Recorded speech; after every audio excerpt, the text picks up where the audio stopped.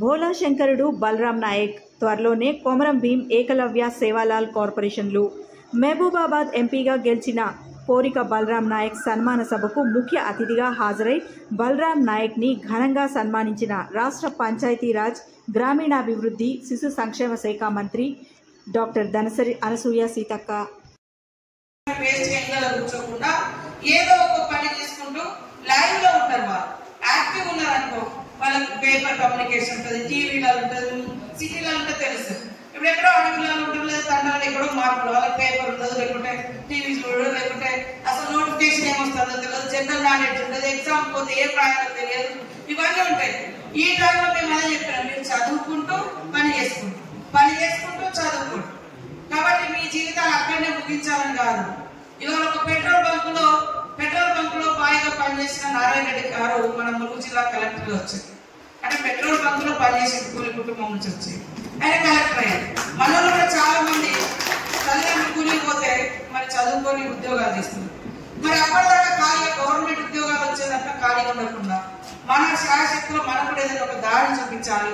ఇంకా మీరందరూ కూడా మన ప్రాంతాలకు ఎలాంటి వనరులు ఉన్నాయి, వాటిని ఎంత సద్వినియోగం చేసుకోవాలి, ఏం చేయాలనే ఐడియాతో కూడా మాకు తప్పకుండా సలహా ఇవ్వండి. మేమందరం ఇక్కడ మీ యొక్క ఆలోచనలు, మీ యొక్క సాధక బాధలు, మీ సమస్యలు ఖచ్చితంగా పరిష్కరించడం కోసం మా వంతుగా తీవ్రంగా ప్రయత్నం చేస్తాం, కృషి చేస్తాం, పరిష్కరిస్తామని కూడా ఈ సందర్భంగా తెలియజేస్తా ఉన్నాం. చదువుకున్న సమాజం ఎక్కడైతే ఉంటుందో ఆ సమాజం అభివృద్ధి పదంలోకి వెళ్తుంది. మరి చదువు లేకుండా అక్షరాస్యతలకు దూరంగా ఉంటే మన కుటుంబాలు కూడా బాగుంటాయి. ఈ రోజు మీరు మా మీద మరి గతంలో కూడా మమ్మల్ని అందరినీ సన్మానం కోసం పిలిచారు. పాపం మేము అనుకోకుండా నేను ఎక్కడో పోయినా అన్న ఎక్కడో పోయినా అక్కడ. కానీ ఇది ఫుల్ ఫ్లెడ్జ్డ్ వరంగల్ జిల్లా ఎస్టీ ప్రతినిధుల బృందమే. ఆ రోజు బలరామన్న లేదు కాబట్టి అందుకనే మిస్ అయినామేమో.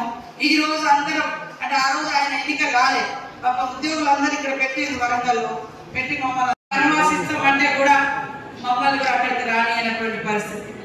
అందుకోసం ఇప్పుడు అట్లా కాదు, ఖచ్చితంగా ఉద్యోగ ఉపాధి అవకాశాలు కల్పించాలని అక్కడ రాహుల్ గాంధీ గారి సంకల్పం, ఇక్కడ రేవంత్ రెడ్డి గారి యొక్క సంకల్పం. ఇప్పుడున్నటువంటి పరిస్థితులలో మరి ఒక్కొక్కటి అమలు చేస్తా ఉన్నారు. తప్పకుండా ఇచ్చిన మాట ప్రకారం ఉద్యోగాలు కానీ, ఉపాధి కానీ, గ్యారంటీ స్కీమ్స్ కానీ, మన ఎస్టీల రిజర్వేషన్స్ కానీ, అదే విధంగా మన కార్పొరేషన్స్ కూడా గతంలో పంచాయతీలు పెట్టి మరి ఒక్క పని కూడా జరగాలి. ఇంతసేపు మనం పంచాయతీ పెట్టుకుంటున్నాం, ఒక్కరైనా ఉద్యోగాల కోసం కొట్లాడలేకపోయినాం. మన మీద మనం రాలేసుకునే పరిస్థితుల్లో జరిగింది. మన దృష్టాంతం ఎడిపోయింది. అసలు ఉద్యోగాలు గతంలో జీవో నెంబర్ 3 ఉండేది, లేదా మరి ప్లేన్ డిఎస్సి ఉండేది, ఏజెన్సీ డిఎస్సీలు ఉండేవి 15 ఏళ్ల క్రితం, 20 ఏళ్ల క్రితం. కానీ ఇవన్నీ కన్వర్ట్ అయిపోయాయి. ఇప్పుడు ఉద్యోగాలు కూడా మరి గత కొంతకాలంగా లేకుండా పోయినప్పుడు కూడా మనం ప్రశ్నించలేకపోయినాం ఆ రోజు. కానీ ఈ రోజు సీఎం గారి దృష్టిలో ఉంది ప్రత్యేకంగా ఈ సబ్జెక్టును పరిష్కరించాలని.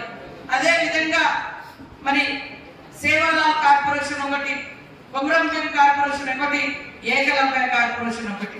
మనం మన కులాలు కాకుండా ఆయా కులాల కార్పొరేషన్ల ద్వారా కూడా వీళ్ళ యొక్క సమస్యను పరిష్కరించాలన్నటువంటి ఆలోచనతోటి మరి ఉన్నారు.